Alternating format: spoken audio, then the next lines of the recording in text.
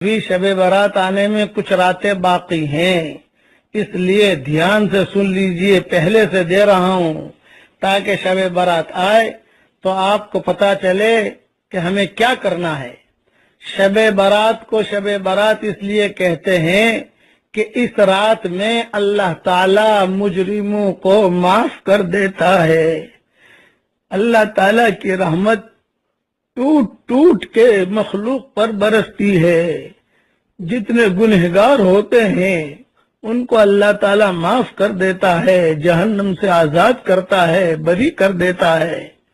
اس رات میں اللہ سب کو اللہ معاف کرتا ہے، مگر کچھ لوگوں کو اللہ معاف نہیں کرتا۔ اس کے لیے پہلے سے اپنے گناہوں کی معافی کی تیاری کر لیجئے۔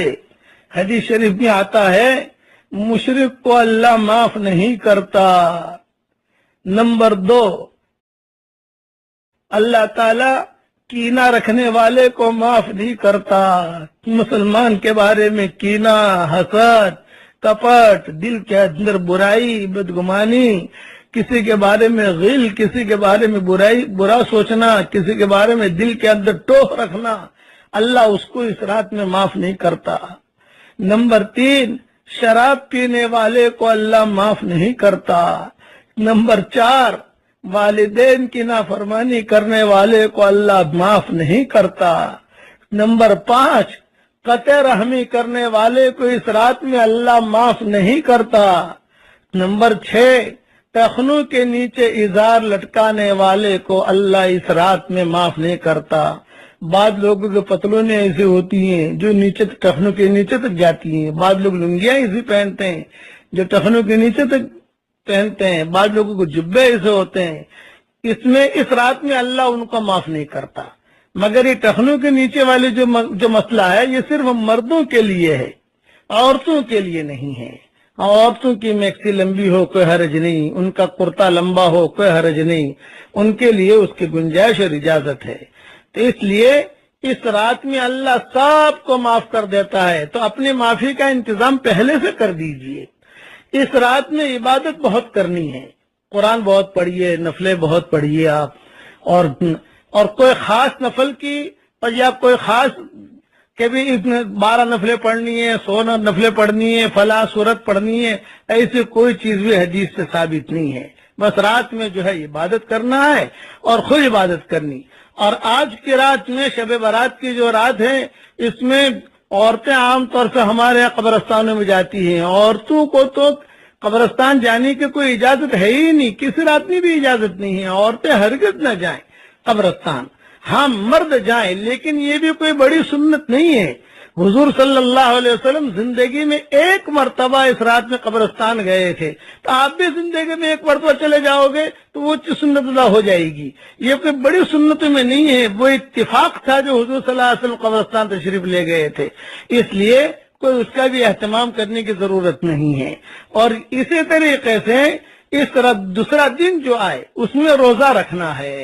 ہاں، اور آسان بہت اچھی بات یہ کہ 13، 14، 15 کو اگر روزہ رکھ لیں آپ تو یہ دن بھی مل جائے گا اور پورے مہینے کا روزہ رکھنے کا ثواب بھی مل جائے گا۔ کتنی بڑی چیز ہے، اس لیے 13، 14، 15 کا روزہ رکھ لیں۔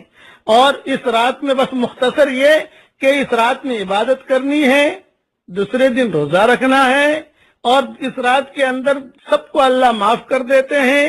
اللہ کی رحمت ٹوٹ ٹوٹ کے برستی ہے اس رات میں، اللہ تعالیٰ کی رحمت ٹوٹ ٹوٹ کے برستی ہے اس رات میں، مگر شرابی کو اللہ معاف نہیں کرتا، والدین کے نافرمان کو اللہ معاف نہیں کرتا، قطع رحمی کرنے والے کو معاف نہیں کرتا، کینہ رکھنے والے کو معاف نہیں کرتا، ٹخنوں سے نیچے ازار لٹکانے والے کو معاف نہیں کرتا۔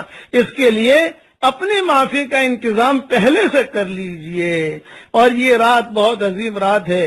گزشتہ سال اسی رات میں ہمارے ساتھی کئی موجود تھے، آج اپنے قبروں میں چلے گئے۔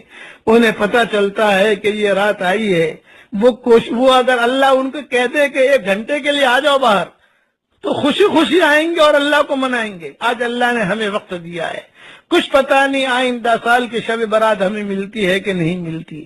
اس لیے اس رات میں کھانا پکانا اور گھومنا پھرنا، سمندروں پہ جانا اور ٹہلنا اور گانے بجانا اور بس یعنی کھیلنا کودنا یہ نہیں ہے. یہ رات بہت عظیم رات ہے، اس لیے اس کی قدر کرنے کی آپ کوشش کریں اور اللہ تعالیٰ سے کہیں کہ اللہ ہمیں اس کی قدر کرنے کی توفیق بھی عطا فرمائے. خوب دعاؤں کا اہتمام کریں، خوب عبادت کریں، خوب لمبی لمبی نفلیں پڑھیں اور دوسرے دن روزہ رکھیں. اللہ تعالیٰ ہم سب کا عمل کرنے کی توفیق عطا فرمائے. والسلام علیکم ورحمۃ اللہ وبرکاتہ. میرے لیے بھی، میرے بھی بچوں کے لیے بھی دعا فرمائیے گا. اللہ تعالیٰ ہم سب کو ہماری دعاؤں کو قبول کرے. میں بھی اس وقت مدینہ منورہ میں ہوں، انشاءاللہ میں بھی آپ لوگوں کے لیے دعا کروں گا. اللہ تعالیٰ ہم سب کو عمل کرنے کی توفیق عطا فرمائے. والسلام علیکم ورحمۃ اللہ وبرکاتہ. وآخر دعوانا ان الحمد للہ رب العالمین.